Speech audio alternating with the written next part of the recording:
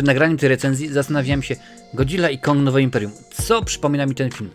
Bo rzeczywiście sprawdziłem kilka wywiadów Adama Wingarda, czyli reżysera, i on tam mówi, jak najbardziej, wzorowałem się na bardzo wielu rzeczach, między innymi, oczywiście nie całe filmy, tylko tam powiedzmy poszczególne sceny.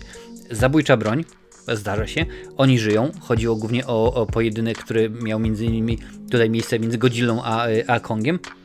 Trzech dżentelmenów i dziecko, mała dama bodajże, kojarzysz, tam gdzie jest Ted Danson, Steve Guttenberg i Tom Selleck, no i oczywiście tam jakąś małą dziewczynką. Dodatkowo wzorowałem się kolorystycznie na G.I. Joe, Gromokotach, a także Transformerach i wiele jeszcze oczywiście innych produkcji i tak się zastanawiałem, rzeczywiście, w tym momencie już mam całkowitą jasność.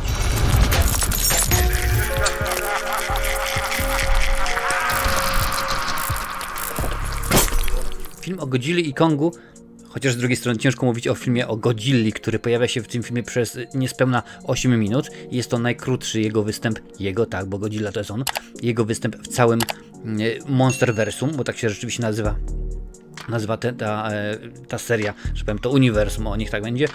Fabuła nie potrzeba zdradzać, oczywiście kontynuacja filmu sprzed kilku lat i jedziemy dalej, mamy kolejne potworasy i jest dużo jazda, zadyma i tak dalej.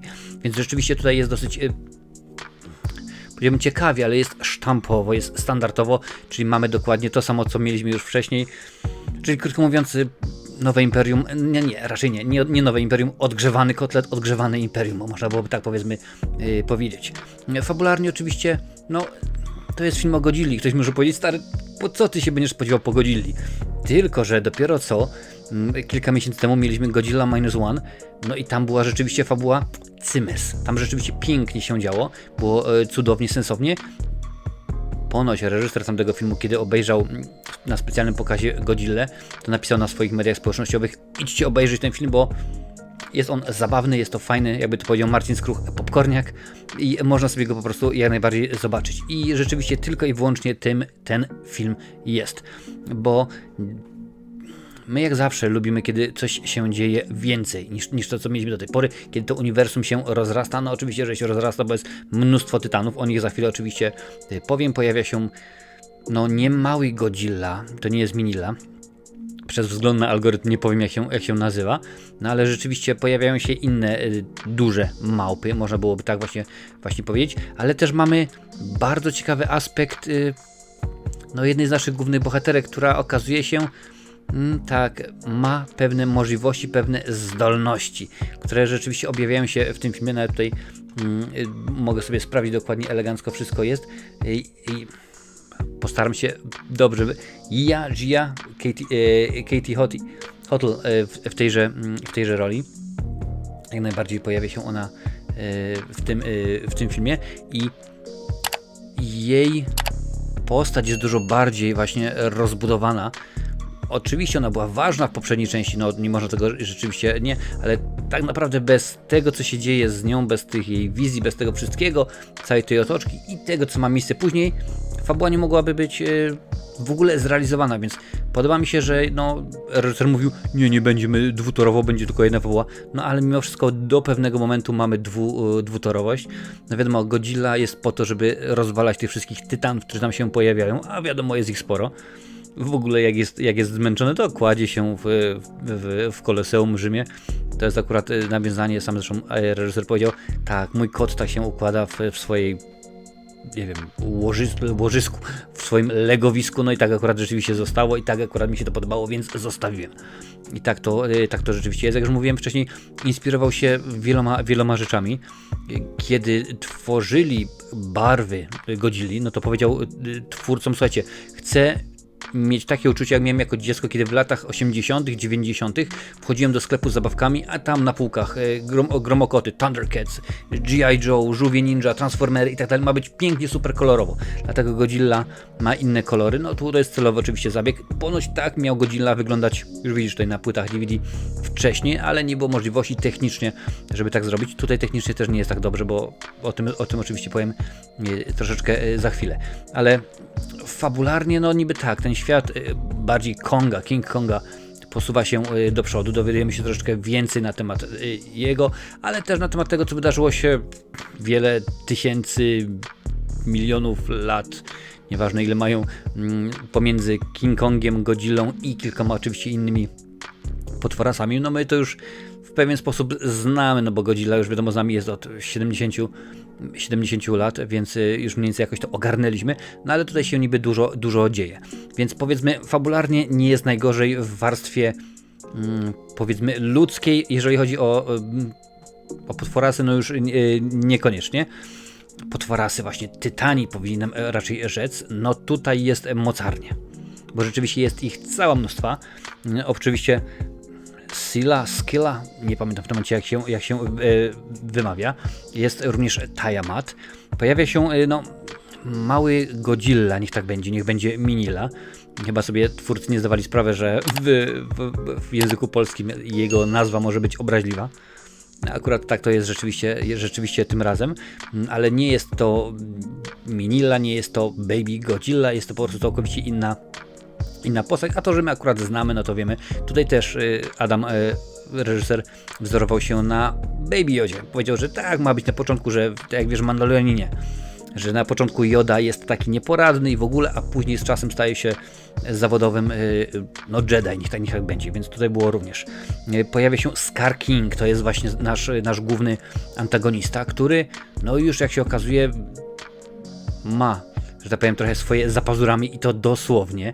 Rzeczywiście już potykał się z Godzillą i dosyć konkretnie tutaj jest zrobiona. Ta ich walka, no można powiedzieć potrójna, 4 strony. Nie no, rzeczywiście bardzo dużo, no bo wiadomo, że sam znaczek X, reżyser zapytany, o co chodzi z tym X-em. No mówi, no X to jest tak jak czasami influencerzy mają w zwyczaju, że powiedzmy współpracują z markami, no to się daje, że ten i ten współpracują, czyli Godzilla z Kongiem współpracują naprzeciwko właśnie Scar Kingowi, niech tak, że tak powiem, niech tak to cudownie ta moja angielszczyzna wybrzmi. Pojawia się oczywiście Shino. Shino to jest, ja tu mam ładnie napisane lodówka, ale zobaczę dokładnie co się tam dzieje, no i chyba najbardziej zadowolony jestem z faktu, że pojawiła się Mothra, bo Mothra to jest rzeczywiście, chciałbym rzecz może współpracownik, a niech tak będzie z braku laku, współpracownik Godzilli od wielu lat, od wielu filmach, oczywiście różne inne dziwne, ciekawsze lub gorsze inkarnacje i również tutaj jest Mothra i ma rzeczywiście bardzo ważną rolę, więc tych wszystkich tytanów jest całe mnóstwo.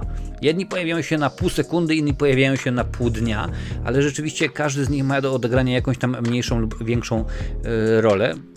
W wypadku kilku jest rzeczywiście większą. No i tak się zastanawiałem, bo no wiadomo, jeżeli mówimy o tytanach, no to tylko i wyłącznie możemy tutaj mówić o CGI, czyli o komputerowo generowanych efektach. No i tutaj już naprawdę nie jest dobrze. Uwierz mi, tutaj już nie jest dobrze. No już nie będę oczywiście, abstrahując od tego, że powiedzmy w pewnym momencie, to co widać na plakacie, tutaj pewnie gdzieś widzisz w pojawiającym się zwiastunie, Godzilla ma w pewnym momencie zakłada rękawice. Dlaczego to nie powiem, chociaż możliwe, że to akurat na zwiastunie jest pokazane, bo nie oglądałem zwiastunu. No i okazało się, że ta rękawica, czy przedramię, czy jak zwał, tak zwał, to jest dokładnie to samo przedramię, a przynajmniej wzór, jaki był używany przez jednego Jagra, jak zwał, tak zwał, po raz wtóry powiem, z filmu Pacific Rim Guillermo del Toro. Więc rzeczywiście tutaj się wzorowali i dlatego mówimy, że ja dziś to już wszystko widziałem, że widziałem to, tamto i tak samo jest i właśnie w większości w tym filmie, wiesz, że niby mamy tutaj coś, czego jeszcze nie było, ale naprawdę to już było. No ja wiem, że ktoś może powiedzieć skruch, ale ty się trzepiasz. Godzilla już ma 70 lat, już było tyle filmów o nim, troszeczkę mniej, ale mnóstwo filmów o King Kongu i rzeczywiście mógłbyś sobie dać stary spokój, bo to jest akurat tylko i wyłącznie popcorniak. Tak, ale nawet od popcorniaka wymagamy, ażeby można było sobie spokojnie zasiąść w kinie, żeby rzeczywiście to było wszystko w miarę sensowne. No ja wiem, że jak puścimy oczko, proszę bardzo, puściłem teraz ja, więc skoro ja puściłem oczko, to ty puść tę recenzję na swoich mediach społecznościowych i jak najbardziej udostępnij, niech się niesie do jednych, dwóch fanów, bo pomyśl w tym momencie, mamy fanów Godzilli, mamy fanów King Konga, fanów obydwu, tego całego monstru, mamy fanów serialu Monarch, więc tak naprawdę mamy w tym momencie mnóstwo rzeczywiście możliwości, ażeby ten film zarobił. Jest on póki co najtańszy. Zabrzmi to śmiesznie przy budżecie $135 milionów, ale jest to najtańszy film w Monsterversie. Godzilla, jak już mówiłem, występuje najkrócej, tylko 8 minut i to wydaje mi się jest wielką bolączką, bo tak na dobrą sprawę on jest używany jako kij, wiesz, jest zasada kija i marchewki, on tylko i wyłącznie kij, o proszę bardzo, coś się dzieje, nie dajemy rady. Godzilla, kom na Hause, będziemy tuc kartofelsalaten. I rzeczywiście, no, to nie jest to, co Tygryskie lubią najbardziej, wiesz, ja już obejrzałem wszystkie, zresztą dobrze wiesz, że w cyklu Potworne filmy były omówione wszystkie filmy o Godzilli, a także o King Kongu i chciałbym, żeby rzeczywiście ta fabuła była troszeczkę lepsza. Żeby to rzeczywiście dużo się działo, bo mamy ogromnie niewykorzystane. No, mamy tego Konga, który jest postacią pierwszoplanową w tymże filmie i to wszystko. Rozwija się jego fabuła, ale mówię, fabuła Godzilla to jest jak zwykły, wiesz, zwykły Brytan, zwykły tam jakiś pitbull, którego potrzebujesz tylko i wyłącznie, kiedy ktoś ci wbiegnie na posesję i musisz spuścić z łańcucha, no bo wie, że wtedy może zionąć tą swoją paszczą i będzie się rzeczywiście działo, więc w tym aspekcie film nie działa, a co dalej? Słuchaj, nie ma żadnej sceny po napisach, nie ma niczego w ogóle, dziękuję bardzo. No, krótko mówiąc, będzie kolejna część, no bo skoro jest Monsterverse, skoro jest potworne filmy, niech tak będzie, no to rzeczywiście będzie kolejna część. I jeżeli film zarobi, a domyślam się, że no sumarycznie, finalnie, summa summarum, jak zwał, tak zwał, dużo dzisiaj tego, nie? Niech tak będzie, zarobi film spokojnie swoje pieniądze, a jeżeli nie, to nawet potem pewnie wypuszczą go na jakieś VOD czy inne Blu-rayasy i takie filmowe maniaki jak ja nabędą. Drugą kupna, jak to mówiła siostra Anastazja. No i ten film zarobi, a wydaje mi się, jestem święcie przekonany, że w ciągu ostatniego roku, 2 dostaliśmy 2 filmy o Godzilli, jeden bardzo dobry, a ten taki, że może być. Wiesz, polecę go, jak najbardziej go polecę, ale to nie mogę powiedzieć, że jest to rewelacyjne kino. Nie. Dawno tego już nie mówiłem, ale jest to film o Godzilli i King Kongu, który obejrzysz i dziękuję bardzo. Tydzień później będziesz się już zastanawiał, o czym tam było, co tam się... Tak, jak najbardziej. Jest to taki popcornia, który po tygodniu pracy, czy tam, wiesz, szkoły, studiów możesz sobie zobaczyć i obejrzeć właściwie. I to wszystko. Nie oczekuj zbyt wiele, po prostu idź, zabaw się i przymknij oko na to, że efekty specjalne nie są z najwyższej półki. No trudno, tak to rzeczywiście jest przy okazji Godzilli i Konga. No wiadomo, że na przestrzeni tych wielu lat, no pamiętajmy, że Kong to sięga lat bodajże 20 czy 30, to dawno temu, Godzilla też dobre 70 lat już istnieje, no i ty mi powiedział, stary, ale przecież wiele lat temu te efekty były beznadziejne. No tak, ale one były wtedy dobre na miarę naszych czasów, a tutaj to jest na takiej zasadzie, że mamy ten sam program od 20 lat, jest tylko Ctrl kopiuj i Ctrl wklej i rzeczywiście dziękuję bardzo, nic więcej nie będziemy robić. No wiadomo, nie są to awatary, nie jest to przełomowa technologia, jest to po prostu kolejny film, który odhacz, tak jak kiedyś było w liceum, wiesz, zakuj, zdaj, zapomnij. Tak samo mniej więcej jest przy okazji tego filmu o Godzilli, a także Kongu, a tutaj na tej liście, no jest dużo więcej filmów o tejże parze naszych ulubionych, niech będzie, tytanów.